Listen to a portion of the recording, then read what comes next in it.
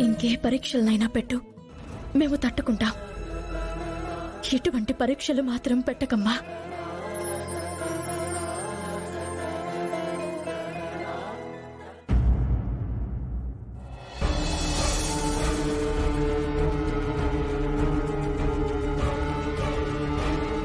లాభం లేదు.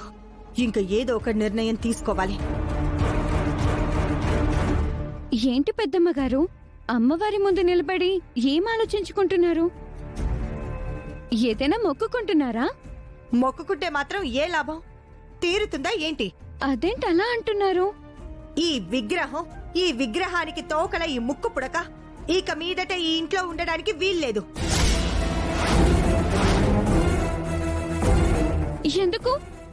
వీటి వల్ల ఎన్నిసార్లు నా చెల్లెలి మీద నిందలు పడ్డాయో నీకు తెలియదు అర్చన. నాకు తెలుసు.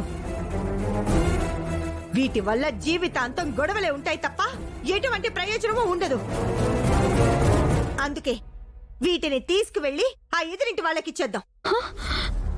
వాళ్ళు ఇంట్లో పెట్టుకుంటారో, గుళ్ళో పెట్టుకుంటారో, లేదా ఊర్లో పెట్టుకుంటారో అది వాళ్ళ ఇష్టం. వీటిని నేను తాకలేను, నువ్వు తాకగలవు. అందుకే వీటిని తీసుకొనిరా. అది కాదండి. చెప్పింది మాత్రమే చెయ్యి అర్చన. ఇంకేమీ మాట్లాడొద్దు. విగ్రహాన్ని ముక్కు పుడుకుని తీసుకో. ఈ విషయం అవని మేడంకి ఒకసారి చెప్దాం. అవసరం లేదు. మేడంకి చెప్పకుండా చేయడం బాగుండదండి. నువ్వు నాకు నీతులు చెప్పేంత దానివైపోయావా ఏంటి? అవనితో నేను తర్వాత చెప్పుకుంటానులే. అధిక ప్రసంగం ఆపి ముందు తీసుకొనిరా. వెళ్ళు.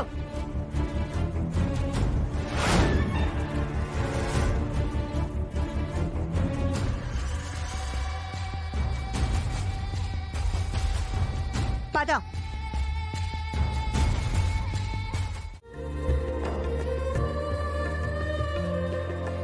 అంతా చూశాను, అంతా విన్నాను. నాకు ఆశ్చర్యంగా ఉంది బావా. నన్ను చూస్తేనే కస్సబుస్సలాడతావు.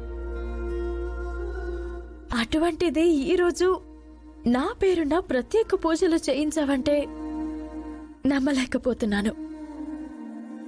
ఎందుకు బావా?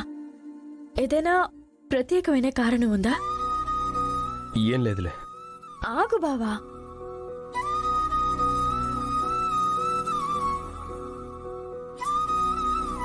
నువ్వు నా గురించి ఇంత శ్రద్ధ చూపించి చేయడం నాకు ఎంతో నచ్చింది.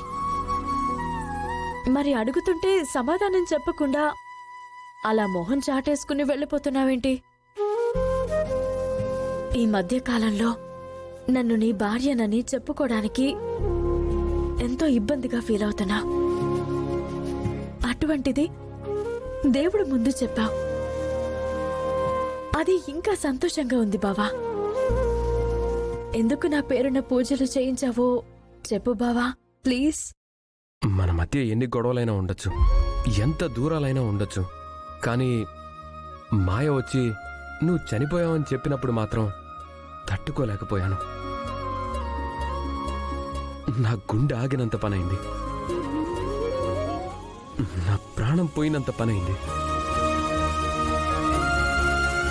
ఆ వార్త నిజమో అబద్ధమో తెలియక సతమతమైపోయాను.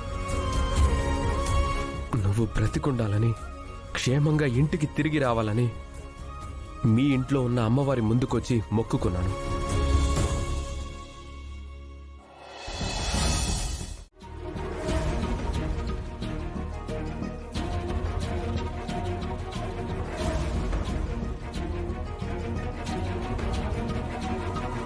మాయ వచ్చి అవని చనిపోయిందని ఖచ్చితంగా చెప్తుంది.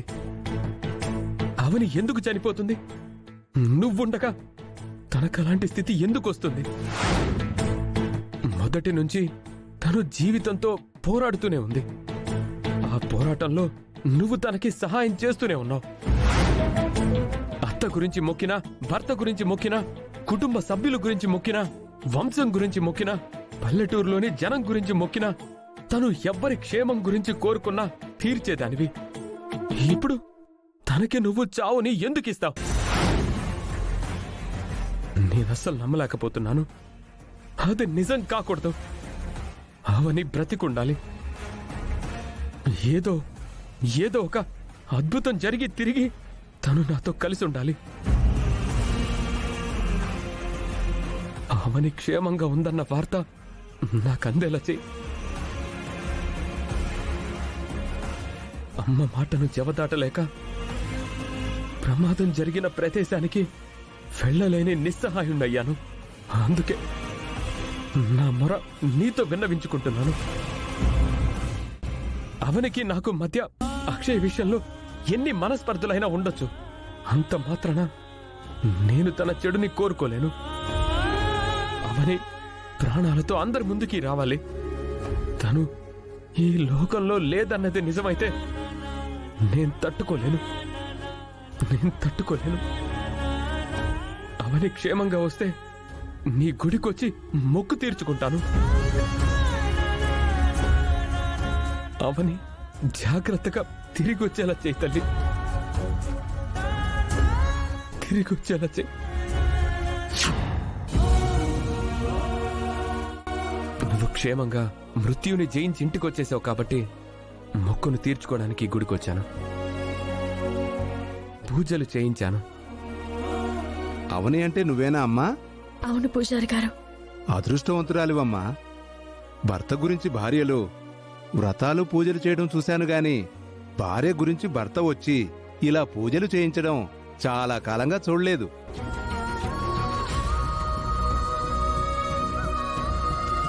గుండెల్లో గుడి కట్టుకుని అందులో నిన్ను ప్రతిష్ఠ చేసుకున్నాడమ్మా.